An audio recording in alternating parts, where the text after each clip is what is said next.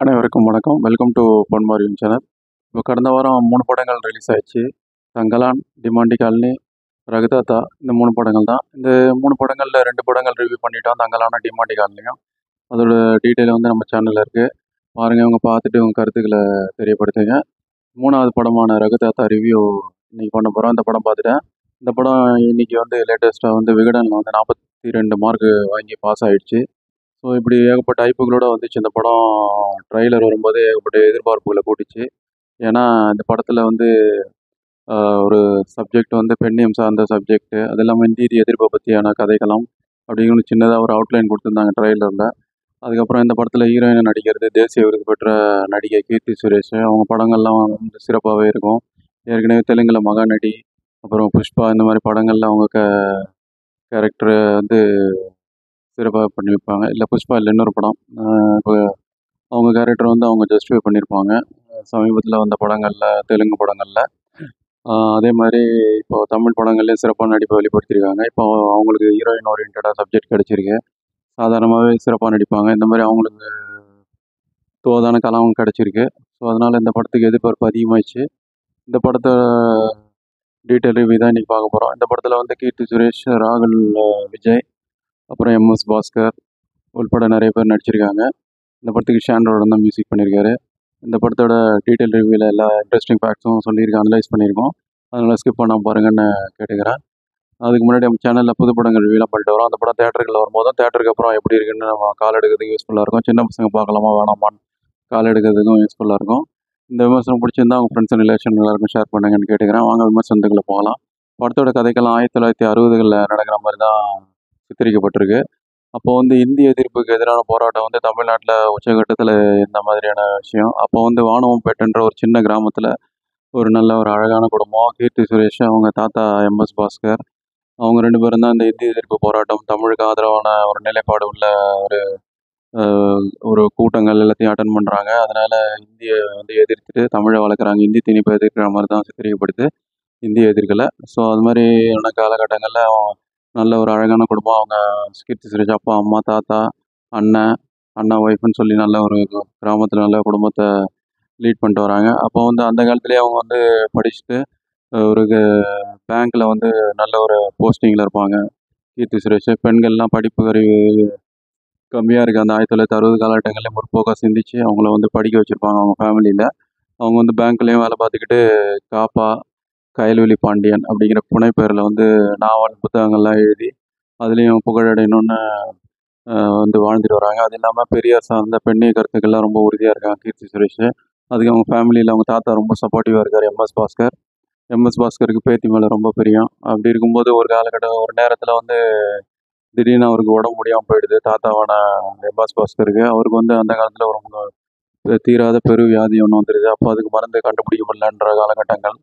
அப்போ வந்து அவர் சீக்கிரம் இறந்துருவாருன்னு அவருக்கு ட்ரீட்மெண்ட் பார்க்குற டாக்டர் சொல்கிறாரு. இதனால் அதிர்ச்சி அவர் வந்து பேத்தியை கல்யாணத்தை பார்த்துட்டு தான் இறக்கணும்னு சொல்லி திடீர்னு கல்யாணத்துக்கு பிளான் பண்ணிகிட்டு இருக்காங்க. இதுக்கு இடையில வந்து இவரோட அந்த கீர்த்தி சுரேஷோட எழுத்துக்களால் ரொம்ப இம்ப்ரெஸ் ஆன அவரோட வாசகராகவே மாறிட்ட இன்ஜினியராக வர ஹீரோ ராகுல் விஜய் வந்து அவங்கள வந்து கல்யாணம் பண்ணிக்கணும்னு விரும்புகிறாரு. அவர் வந்து நட்பு வந்து அவங்களுக்கு பேசி காதலை மாதிரி இப்போ தாத்தாவுக்கு உடம்பு முடியாத ஸ்டேஜில் கண்டிப்பாக கல்யாணம் வரைக்கும் பண்ணிக்கலான்னு சொல்லி கீர்த்தி சுரேஷ் கேட்குறாங்க. அதுக்கு அவரும் ஒத்துக்கிறாரு. அவருக்கும் ஒரு பக்கம் ஒன் சைடாக லவ் பண்ணிக்கிட்டு இருக்காரு கீர்த்தி சுரேஷை. இதுக்கு இடையில வந்து இவங்க வீட்டில் கல்யாண ஏற்பாடு நடக்குது. இப்போ 2 வீட்டார் சம்மதத்தோட கல்யாண ஏற்பாடுகளும் நடக்குது. அதுக்கு நடுவில் வந்து எதிர்பாராத நிச்சயதார்த்தம் முடிஞ்சதுக்கப்புறமா எதிர்பாராத சம்பவங்கள்லாம் நடக்குது. திடுக்கிடும் சம்பவங்கள்லாம் கீர்த்தி சுரேஷ், ராகுல் விஜய் இவங்க வாழ்க்கையில் நடக்குது.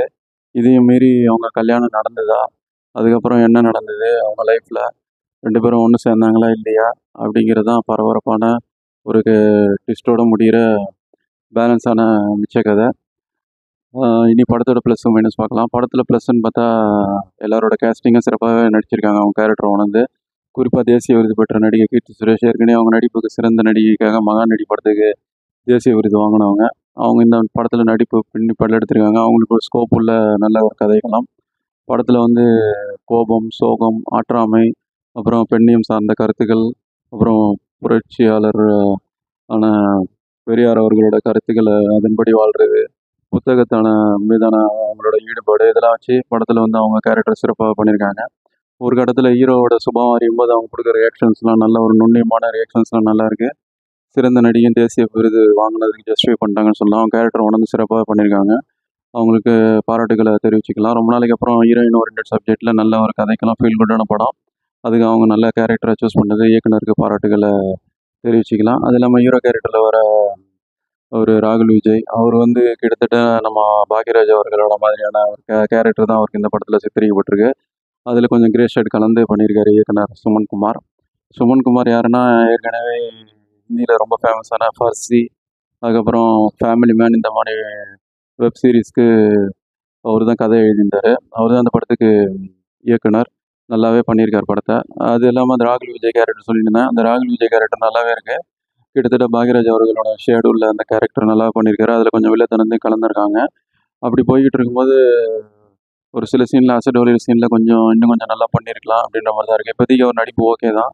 சில சீன்களில் மட்டும் இன்னும் கொஞ்சம் நல்லா ஒரு கேரக்டர் எழுதியிருக்கலாம், அவரும் நல்லா பண்ணியிருக்கலாம் அப்படின்ற அளவில் என்னால் பார்க்கப்படுது. எம்எஸ் பாஸ்கர் அவர் சிறந்த நடிகர் கேட்க வேண்டாம்.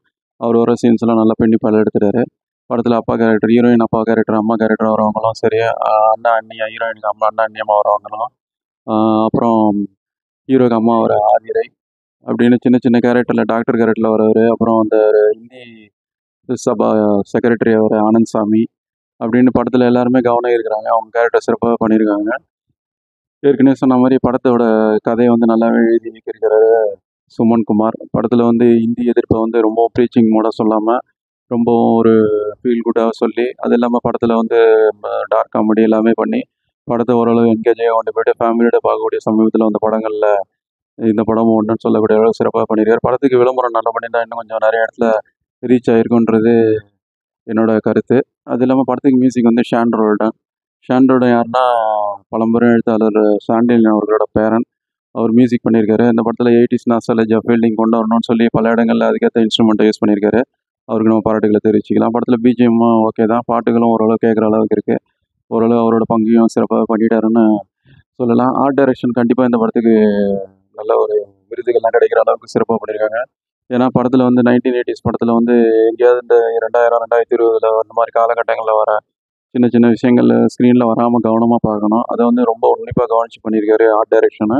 அதுக்கு இயக்குனர் பங்களிப்பும் இருக்குது. ஏன்னா அந்த காலத்துக்கான ஸ்கூட்டரு, அந்த காலத்தில் உபயோகப்படுத்தின டைப்ரைட்டரு, அந்த காலத்தோட ஃபர்னிச்சர்லேருந்து அந்த காலத்தில் அந்த யூஸ் பண்ண அந்த ஒரு இன்டீரியர் ஒர்க்ஸு, பெயிண்ட்டு, அது இல்லாமல் சட்டை டிசைனு, இந்த ஒரு காலர் சொல்லுவாங்க, அந்த நாய் காலர்னு சொல்லுவாங்க, அந்த மாதிரி கொஞ்சம் பெரிய அகலமான காலர் வச்ச சட்டை, அந்த காலத்துக்கான கூலிங் கிளாஸு, அந்த காலத்துக்கான போஸ்ட் பாக்ஸ் எல்லாமே பார்த்து செதுக்கியிருக்கு ஆர்ட் டைரக்ஷனுக்கு டிபார்ட்மெண்ட்டுக்கு நம்ம பாராட்டுகள் தெரிவிச்சுக்கலாம். காஸ்டியூம் டிசைனும் நல்லா இருக்குது படத்தில். எல்லாமே அவங்க பங்களிப்பை சிறப்பாகவே பண்ணியிருக்காங்க. கேமரா ஒர்க்கும் நல்லா இருக்குது. படத்தில் வந்து மைல்டு காமெடியும் ஓரளவு ஒர்க் அவுட் ஆகிருக்கு. கடைசி ½ hour நல்லா ட்விஸ்ட் மேலே ட்விஸ்ட் வச்சு காமெடியாகவும் போகுது. அது காமெடி ரோலர் கோஸ்டர்னு சொல்லலாம். அதுக்கு இயக்குனருக்கு பாராட்டுகள் தெரிவிச்சுக்கலாம். மைனஸே இல்லையா ஆகனா இருக்குது. மைனஸ்னு பார்த்தா இது 1980களில் நம்ம பார்த்த படங்களோட அந்த ஒரு ஒரு மெலோ ட்ராமா மாதிரியான ஒரு சீன்ஸ்லாம் பல சீன்கள்லாம் வந்து மெலோ ட்ராமாவாக எழுதப்பட்டது மாதிரி இருக்குது. நீ இந்த சீன் பேசுனா அடுத்த சீன் பேசுகிற மாதிரி இருக்குது. அது இல்லாமல் ஹீரோவுக்கு வந்து அவரோட ஸ்கோப்பை வந்து இன்னும் கொஞ்சம் அதிகப்படுத்திருக்கலாம். படத்தில் வந்து ஃப்ளாட்டாக போகுது. ஹீரோ தான் மெயின் வில்லன் மாதிரி சித்தரிக்கப்படுறாரு. அவருக்கு உண்டான காட்சிகளை வந்து நல்லாவே அதிகப்படுத்தி ஒரு வில்லத்தனம் பண்ணுற மாதிரி காமிச்சிருந்தா படம் இன்ட்ரெஸ்டிங்காக இருக்கும். ஏன்னா ஒரு சவால்லாம் ஈஸியாக முறியடிக்கிற மாதிரி இருக்குது கீர்த்தி சுரேஷான்கோ. அது இல்லாமல் ஏற்கனவே குறிப்பிட்டதை விட்டுட்டேன், தேவதர்ஷினி அவங்க ரோல் சிறப்பாக பண்ணியிருக்காங்க. மற்றபடி சின்ன சின்ன குறைகள் தான். ஸ்க்ரீன் ப்ளே வந்து ப்ரெடிக்டபுளாக இருக்குது. செகண்ட் ஹாஃபில் கொஞ்சம் லேகிங்காகவும் இருக்குது. அது கொஞ்சம் தவிர்த்துருக்கலாம். படத்தில் நடுவில் கொஞ்சம் லேகிங் இருக்குது. ஒரு அரை மணி நேரம் ட்ரிம் பண்ணியிருந்தால் படம் நல்லா இருந்திருக்கும். அது இல்லாமல் இந்த படம் ஷார்ட் ஃபிலிமுக்கான ஒரு ஒருத்தனுக்கு அதுதான் கொஞ்சம் ஸ்ட்ரெச் பண்ணிட்டாங்களோ அப்படின்னு சொல்லக்கூடிய அளவில் இருக்குது. காமெடி அதிகப்படுத்தி ஒரு ஸ்க்ரீன் ப்ளே இன்னும் கொஞ்சம் விறுவிறுப்பாக எழுதி வில்லன் கேரக்டரையான ஹீரோ வந்து வில்லனாக காமிச்சிருக்காங்க. அதையும் கொஞ்சம் நல்லா பண்ணியிருந்தா படம் இன்னும் கொஞ்சம் நல்லா பேசப்பட்டிருக்கும். ஏற்கனவே சொன்ன மாதிரி விளம்பரம் பண்ணாது ஒரு பெரிய குறை.